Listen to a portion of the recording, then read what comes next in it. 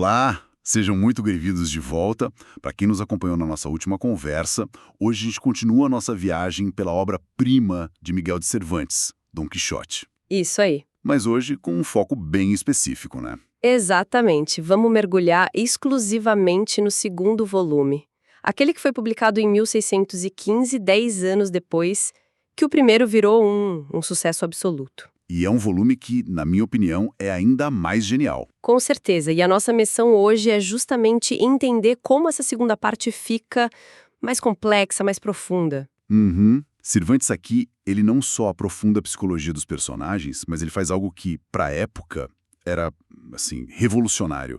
Ele quebra a barreira entre ficção e realidade. Totalmente. Então a gente vai passar por alguns momentos-chave. Primeiro, como Dom Quixote e Sancho descobrem que viraram celebridades. Que é um ponto de partida incrível. Depois a estadia no Castelo dos Duques, onde a nobreza, né, se mostra mais excêntrica que o próprio cavaleiro, um momento em que Sancho vira governador e surpreende todo mundo. Um dos melhores arcos da história. E, claro, o final. Aquele desfecho agridoce e muito humano do nosso cavaleiro da triste figura. Vamos lá, então. Então, vamos começar por esse ponto de partida que eu acho simplesmente espetacular. O volume 2 não começa com uma aventura nova. Não. Ele começa na aldeia, com uma fofoca. Dom Quixote e Sancho Panza descobrem que são famosos. Existe um livro sobre eles e todo mundo está lendo. Exato. E a forma como isso chega neles é fantástica. Quem traz a notícia é um personagem novo, o bacharel Sansão Carrasco. Um conhecido deles, da aldeia mesmo. Isso. Ele é um cara estudado, meio gozador, que volta da universidade e conta a novidade. Ele chega para eles e fala, basicamente, a história de vocês está impressa e já venderam mais de 12 mil cópias. Imagina o impacto disso em 1615. É o equivalente a virar um viral na internet hoje. Totalmente. E a reação dos dois é muito diferente, não é? O Quixote, o idealista, ele fica na hora preocupado com a imagem dele. Com a honra. Isso. Ele pergunta se o autor foi fiel, se narrou as façanhas dele com a devida grandeza, se tratou o amor por Dulcinea com respeito. É quase uma preocupação de celebridade com a própria biografia, sabe? Perfeito. Enquanto o Sancho, que é bem mais pragmático... O Sancho tem uma reação dupla. Por um lado, ele fica todo orgulhoso. Ele, um simples lavrador, agora está imortalizado em letra de forma. Mas, ao mesmo tempo, ele já começa a reclamar dos detalhes. Ele fala que o autor exagerou nas pancadas que ele levou, que o pintou como mais comilão do que ele é. São as queixas de alguém que vê a vida privada virar tipo um espetáculo público. Exatamente. E é aqui que Cervantes dá o pulo do gato. Ele não só narra isso, mas ele usa isso para mudar a história inteira.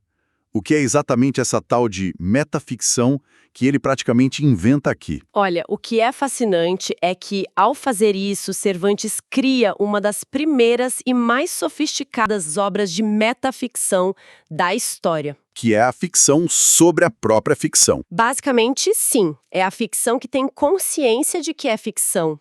Os personagens sabem que são personagens. Dom Quixote e Sancho, a partir de agora, não agem mais no vácuo. Eles têm uma plateia. Eles agem sabendo que existe um público leitor que tem expectativas sobre eles. A loucura do Quixote deixa de ser um delírio privado para se tornar uma performance pública. Ele tem uma reputação a zelar. E isso muda tudo. Porque agora, as pessoas que eles encontram pelo caminho não estão mais reagindo a um louco qualquer. Não. Elas estão reagindo ao personagem Dom Quixote que elas já conhecem do livro. O mundo ao redor deles também lê o livro. Exatamente. E isso nos leva direto para a parte do Castelo dos Duques, que é a consequência direta dessa fama. O Duque e a Duquesa são, na verdade, os primeiros superfãs de Dom Quixote.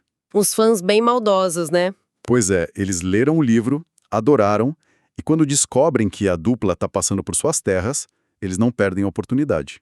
Querem se divertir. Só que eles não querem ajudar o Quixote. Eles querem se divertir, às custas dele.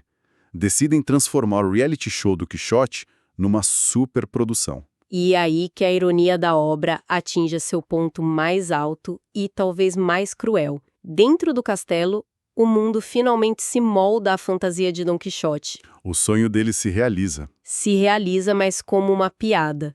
Ele é tratado como um verdadeiro cavaleiro andante, com todas as cerimônias, banquetes, honrarias, só que é um teatro gigantesco. E fica aquela pergunta, né? Fica a pergunta que Cervantes joga na nossa cara.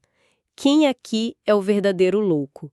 É o Quixote, que vive no mundo de ideais dele, ou são esses nobres tão mergulhados no tédio que mobilizam dezenas de criados só para zondar de um pobre homem? E as farsas que eles criam são de uma complexidade absurda. Vamos falar de duas. A primeira é a do desencantamento de Dulcinea. Ah, essa é terrível. Eles montam um desfile noturno com carros alegóricos e, de repente, surge a figura do mago Merlin. Que, na verdade, é o mordomo fantasiado. Claro.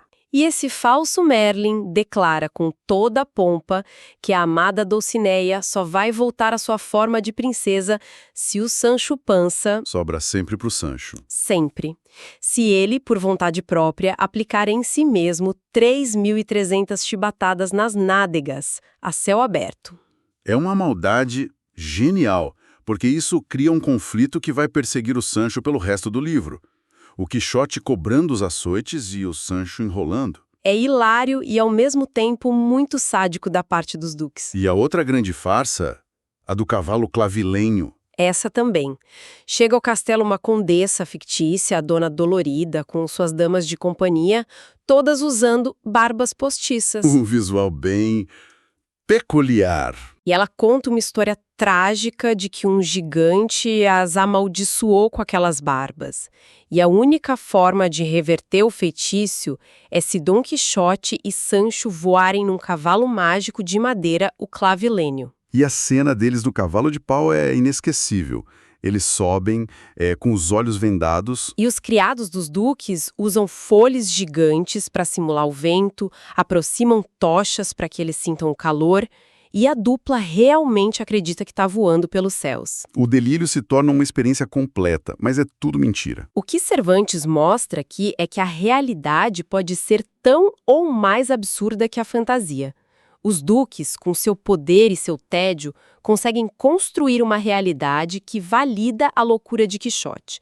A linha fica completamente borrada. Mas é justamente no meio de toda essa zombaria que acontece algo que nem os duques esperavam. Ninguém esperava. A maior promessa feita ao Sancho desde o início finalmente se cumpre. Eles o nomeiam governador de uma ilha. A Ilha Barataria, que na verdade era só um vilarejo que pertencia aos duques. A intenção, claro, era continuar a piada. Acharam que seria um desastre. Eles pensaram, vamos dar poder a esse caipira ignorante e ver o que acontece. Vai ser divertidíssimo. Só que o tiro sai pela culatra. É nesse momento que o Sancho, longe do Don Quixote, se revela. O que essa experiência nos mostra sobre ele? Mostra que existe uma sabedoria que não vem dos livros. O Sancho é analfabeto, mas ele tem o que a gente chama de inteligência prática, um bom senso afiado, moldado pela vida. E pela memória cheia de provérbios, né? Exato, que funcionam como um código de ética para ele. E, para o choque de todos, ele se torna um governante brilhante, justo, perspicaz e muito humano. Os julgamentos dele são fantásticos. É a chamada justiça salomônica. São incríveis. Tem aquele caso dos dois homens disputando uma quantia de dinheiro. Sim, que um acusa o outro de não ter devolvido o empréstimo. E o Sancho pede o cajado de um deles para segurar, faz o outro jurar e depois devolve. O truque. O dinheiro estava escondido dentro do cajado. É uma sagacidade impressionante. E ele ainda tem que lidar com o Dr. Pedro Récio, um médico que os duques colocaram lá para torturá-lo. Essa parte é hilária. Cada prato delicioso que chega à mesa, o médico manda retirar, dizendo que faz mal à saúde. Sancho tem todo o poder, mas não pode nem almoçar em paz. E o mais incrível é o final do governo dele. Depois de alguns dias, os duques armam um falso ataque à ilha. No meio da confusão, do medo, do cansaço, o Sancho tem uma epifania. Ele percebe o peso, a solidão e os perigos do poder e decide renunciar. O discurso de renúncia dele é um dos pontos altos de toda a literatura mundial. Com certeza. Ele reúne o povo e diz, com a maior simplicidade, abram caminho, senhores, e deixem-me voltar à minha antiga liberdade. Eu não nasci para ser governador. No entrei neste governo e no saio dele. É uma lição de autoconhecimento e humildade que nenhum daqueles nobres seria capaz de ter. O simplório se prova o mais sábio de todos. Ele escolhe a liberdade em vez do poder. É um arco de personagem perfeito. Enquanto Sancho atinge o auge da sua sabedoria, Dom Quixote, por outro lado, está caminhando para o fim. Exato. A história nos leva para Barcelona, para uma cena numa praia, ao amanhecer. E ali surge um novo cavaleiro, imponente, que se chama o Cavaleiro da Branca Lua. E ele lança um desafio direto a Dom Quixote, com uma condição muito clara e muito dura. E qual era a condição? Se Dom Quixote vencer, pode decidir o destino do cavaleiro derrotado. Mas se ele perder, terá que obedecer a uma ordem, abandonar a vida de cavaleiro andante e voltar para casa por no mínimo 1 ano. É a aposta final, é o tudo ou nada para o sonho dele. E a batalha é chocante de tão rápida. Não tem luta épica, não. O cavalo do Cavaleiro da Branca Lua é mais forte, o cavaleiro é mais habilidoso e com um único golpe, Dom Quixote é derrubado na areia. Fim de jogo. A imagem dele caído, com a lança do vencedor apontada para o rosto, é desoladora. E ele, mesmo vencido, não renuncia ao seu ideal. Ele diz aquela frase, né? Ele diz a frase que define sua lealdade. Dulcinea del Toboso é a mais formosa mulher do mundo, e eu, o mais desditoso cavaleiro da terra. Carrega, cavaleiro, a lança, e tira-me a vida, já que me tiraste a honra. Ele prefere morrer a negar seu amor. Mas o vencedor não o mata. E a revelação de quem é o Cavaleiro da Branca Lua é um soco no estômago. É sim. Porque a derrota precisava vir das mãos de um amigo. Porque essa era a única forma de a realidade vencer. O Cavaleiro da Branca Lua era, de novo, o bacharel Sansão Carrasco. O mesmo que trouxe a notícia do livro. O mesmo. Ele já tinha tentado derrotar Quixote antes e falhou. Desta vez, ele entendeu que precisava vencer o jogo usando as próprias regras de Quixote. É um ato de amizade, mas é uma amizade brutal. Quase cirúrgica. Isso. Ele acreditava que a única maneira de curar a loucura do amigo era forçá-lo a voltar para casa, para a realidade. É amizade, mas dá pra dizer que é também um pouco cruel, não? Ele destrói a essência do amigo para salvá-lo. Exatamente. E essa ambiguidade é que torna a cena tão poderosa. A viagem de volta para a aldeia é melancólica. Dom Quixote, como um cavaleiro de honra, cumpre sua promessa. A energia dele parece ter se apagado. E assim chegamos ao final da jornada. De volta à sua casa, ele adoece, vai para a cama e depois de um longo sono, ele acorda lúcido. O sonho acabou. Alonso Quijano, o bom, está de volta. E as primeiras palavras dele são de uma clareza e uma tristeza imensas. Sim. Ele pede perdão à sobrinha, à governanta e principalmente a Sancho, por tê-lo arrastado para os seus disparates. Ele diz: "Eu já não sou Dom Quixote de La Mancha, sou Alonso Quijano. Fui louco e já estou são." Nesse momento, acontece uma inversão maravilhosa. Sancho, que passou anos tentando trazer o amo de volta à realidade, agora não quer aceitar. Ele não aceita. Ele chora, ele implora: "Não morra, meu senhor. Vamos nos vestir de pastores e sair pelos campos."